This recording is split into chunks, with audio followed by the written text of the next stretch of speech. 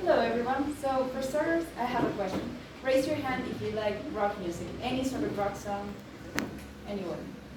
Okay, so it's a lot of people, and I already guessed so because rock is one of the most famous genres there is in music. But I'm going to talk to you today about one specific genre or rock genre we could say. Because for instance, I like punk rock.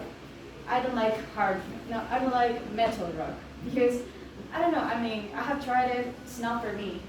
But then, because we had to choose a topic, and I thought, well, I'll pick music because who doesn't like music, so it might interest me.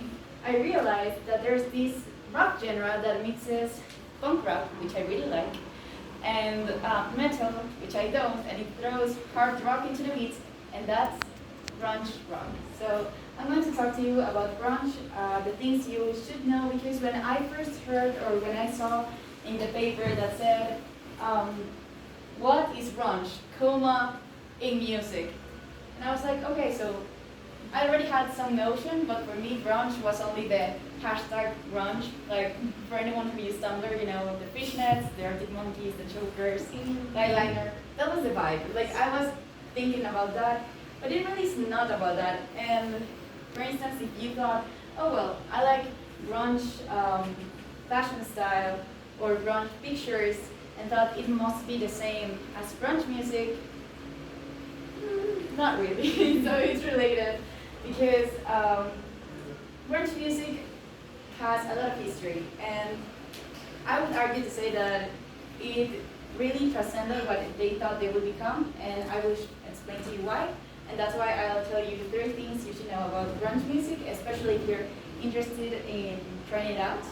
I did, and I'll tell you later what I thought, but I don't want to spoil it. So first of all, it started on Seattle, Washington in the late 80s. It lasted through the early 90s. Some people said it died when most of the people from the band started dying, not because they were old, but because they had really unhealthy lifestyles, sadly. But it is what it is, you know, the rock and roll lifestyle, so you can't have it all. And the thing is that when they started, this term grunge is in American slang the same as dirt or grime. So this disparaging attitude or this crazy way of looking and sounding has 2 meanings. It refers to this dirt like in music, because as it's rock, it plays with drums, bass, with electric guitars, and it's a distortion of songs.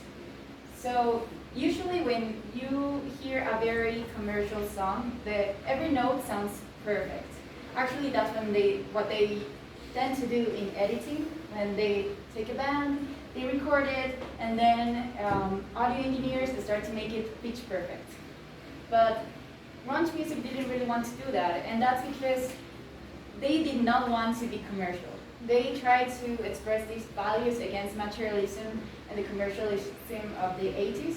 Like, you remember the whole colors and those videos of sports, all of that craziness, and they were completely against it, and they were trying to say that people should not put their own value on how much they produce or the way they measure success, and they started to really question society and this consumerism that they were already ingrained into their brains. So that's grunge, that's their concept, and that's our first point. But then what happened? Grunge became really, really popular. That's why you see it everywhere. You saw it in the hashtag Tumblr thing that I told you about. In high couture, like Anna Sui, somebody likes fashion, you know. Vivienne Westwood, that became really famous last year because she had some influences from that. So it's still pretty relevant today. And that's because there was this one album that I bet everybody knows. That's from the most famous grunge band, which is Nirvana. And if you don't know Nirvana, then maybe you have heard of Kurt Cobain, which was Nirvana's lead singer. And of course, if you know about Kurt Cobain and you know about Nirvana, you know about Nevermind and their most popular mega hit, which is Smells Like Teen Spirit. Yeah, exactly. You know? No. So, can somebody guess how many copies they sold? 10 million? 30 million? Somebody else? 30 million? Exactly, yeah. Okay, you're a winner. So yeah, 30 million copies as of July from last year. That's what they say. So Let's Recall This was an album that was published in 1991, and according to Rolling Stones, they have like this list from which are the greatest songs of all time. Smells Like Teen Spirit is the fifth one. So I think that's pretty big to say, considering that there's like a lot of music. So they became really popular, and these artists, well, it was against what they wanted, but they really did try to use it as a platform to start speaking about these new ideas and this subversion to everything that was normalized and this consumerism, and try to make people reflect about their own lives. And finally, so for you guys to really get into it, there's this thing that grunge rock fans call that's supposed to be the Big Four.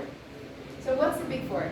They usually make allusion to four bands that if you listen to these four bands, you basically can say that you gave it a shot. You know, you can go around your pretentious life saying, yeah, I'm a grunge rock connoisseur or something. And I'll tell you the songs that I listen to that I kind of liked. And the bands are Nirvana, of course, Alice in Chains, Pearl Jam, and Soundgarden. So, have any of you heard about any of these bands besides Nirvana? Really? So you're a grunge rock fan? Wow, nice. So yeah, that's pretty cool. So I give it a shot. Like I tried to go through Spotify and look at their most famous songs, and I picked a few. I will name them. So you know you can ask me later if you're interested in knowing about it. So from Soundgarden, it's Black Hole Sun. From Nirvana, I really like The Man Who Sold the World.